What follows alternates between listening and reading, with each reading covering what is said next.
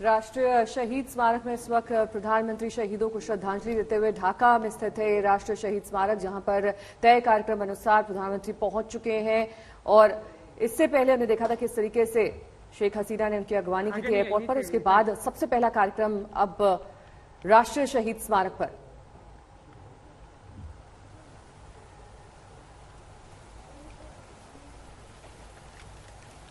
उन्नीस का ये साल जो बांग्लादेश और भारत के साझा इतिहास में अहम स्थान रखता है, क्योंकि इसी साल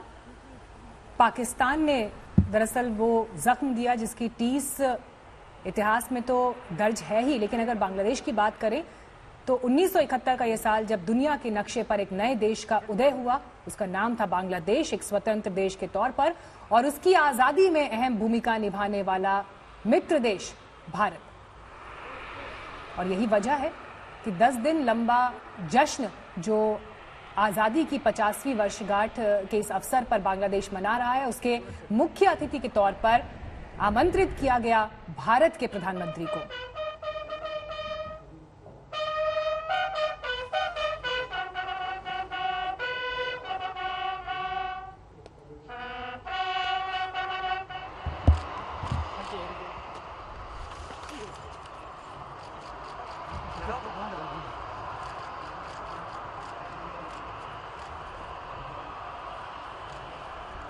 विजिटर बुक में अब प्रधानमंत्री इस यात्रा और उससे जुड़े पहलुओं के बारे में लिखेंगे। शहीद स्मारक को लेकर क्या कुछ विचार है उनके, इस विजिटर बुक में लिखा जाएगा। उसके बाद हस्ताक्षर प्रधानमंत्री करेंगे और ये हमेशा के लिए अंकित हो जाएगा इस विजिटर बुक में कि प्रधानमंत्री ने कैसे बांग्लादेश की आजादी की 50वीं वर्षगांठ में शिरकत की। उसमें सबसे पहला कार्यक्रम, सबसे अहम स्थान राष्ट्रीय शहीद स्मारक को दिया, क्योंकि 1971 वो महत्वपूर्ण जंग जिसके बाद बांग्लादेश का गठन हुआ, भारत किस तरीके से उसमें साझेदार बना, भारत की क्या भूमिका रही, क्या योगदान रहा, ये साफ तौर पर स्पष्ट होता है उन तमाम दौरों से जो भारत के प्रधानमंत्री ने बांग्लादेश में इससे पहले भी किए हैं। लेकिन आज जब ये मुख्य वर्षगांठ है, ये मुख्य मौका है, समारोह है, इसमें प्रधानमंत्री नरेंद्र मोदी को न्योता दिया गया और 2 दिवसीय ये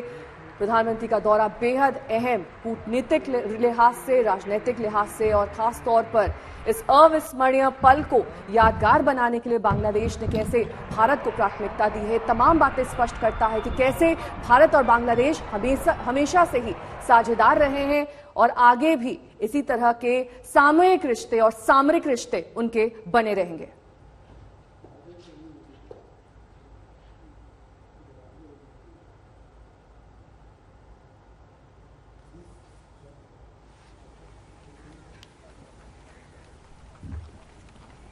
आगे नहीं, यहीं से। तो मार्च 1971 के अंत में भारत सरकार ने मुक्ति वाहिनी की मदद का फैसला लिया था। मुक्ति वाहिनी जो पाकिस्तान से बांग्लादेश को आजाद कराने वाले पूर्वी पाकिस्तान की सेना थी। यहाँ पर एक स्मृति के तौर पर देखिए, ये वृक्षारोपण भी करते हुए आप प्रधानमंत्री नरेंद्र मोदी को देख रहे हैं। 31 मार्च 1971 को इंदिरा गांधी ने भारतीय संसद में भाषण देते हुए पूर्वी बंगाल के लोगों की मदद की बात की थी और 29 जुलाई 1971 को भारतीय संसद में सार्वजनिक रूप से पूर्वी बंगाल के लड़कों की मदद करने की घोषणा की गई और उसके बाद भारतीय सेना ने अपनी तरफ से तैयारी शुरू कर दी थी। और फिर बाकी सब बातें इतिहास है कि कितनी बड़ी संख्या में 93,000 सैनिक पाकिस्तान के, जिनका आत्मसमर्पण भारतीय सेना ने कराया, अपने आप में ये एक ऐतिहासिक घटना थी, क्योंकि इतनी बड़ी संख्या में कभी इस तरह से आत्मसमर्पण इससे पहले ना देखा गया था, ना देखा गया। देखिए मीनाक्षी, ये भी बेहद अहम तस्वीरें, क्योंकि वृक्षारोपण के जरिए दरअसल वहां पर प्रधानमंत्री नरेंद्र मोदी बांग्लादेश के तमाम ऑफिशियल्स के साथ इस वक्त मौजूद हैं और एक पट्टिका जिस पर प्रधानमंत्री का नाम अंकित रहेगा कि उन्होंने ही इस वृक्ष को यहां पर उसका रोपण किया। और उसके बाद तमाम वो साल जब याद रखा जाएगा कि आज ही के दिन यानी कि 26 मार्च 2021 को प्रधानमंत्री यहां पर आए थे और बांग्लादेश की